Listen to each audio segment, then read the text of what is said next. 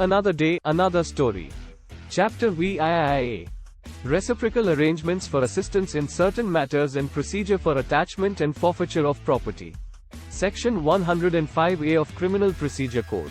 Definitions. In this chapter, unless the context otherwise requires, a contracting state means any country or place outside India in respect of which arrangements have been made by the central government with the government of such country through a treaty or otherwise.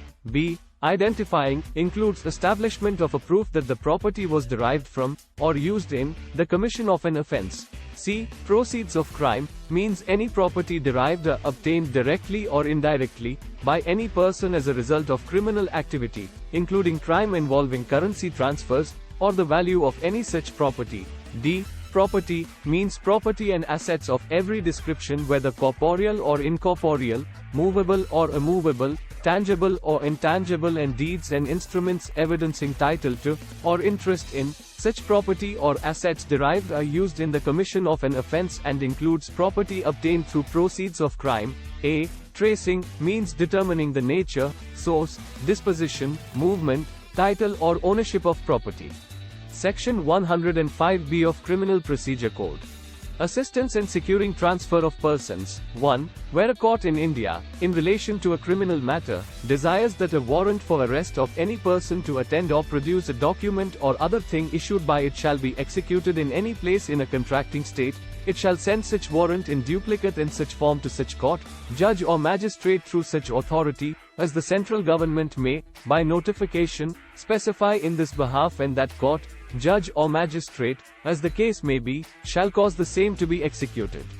2. Notwithstanding anything contained in this code, if, in the course of an investigation or any inquiry into an offense, an application is made by the investigating officer or any officer superior in rank to the investigating officer that the attendance of a person who is in any place in a contracting state is required in connection with such investigation or inquiry, and the court is satisfied that such attendance is so required, it shall issue a summons or warrant, in duplicate, against the said person to such court, judge or magistrate, in such form as the central government may, by notification, specify in this behalf, to cause the same to be served or executed.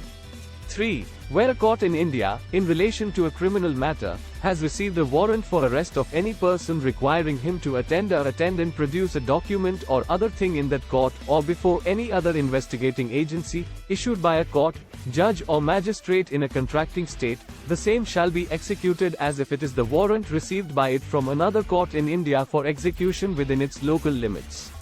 4. Where a person transferred to a contracting state pursuant to subsection 3 is a prisoner in India, the court in India or the central government may impose such conditions as that court or government deems fit.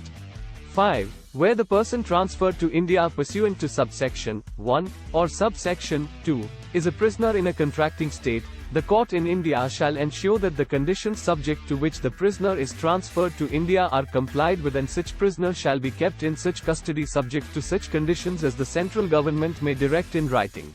Section 105C of Criminal Procedure Code. Assistance in relation to orders of attachment or forfeiture of property. 1. Where a court in India has reasonable grounds to believe that any property obtained by any person is derived or obtained, directly or indirectly, by such person from the commission of an offense, it may make an order of attachment or forfeiture of such property, as it may deem fit under the provisions of sections 105D to 105J, both inclusive. 2. Where the court has made an order for attachment or forfeiture of any property under subsection 1, and such property is suspected to be in a contracting state, the court may issue a letter of request to a court or an authority in the contracting state for execution of such order.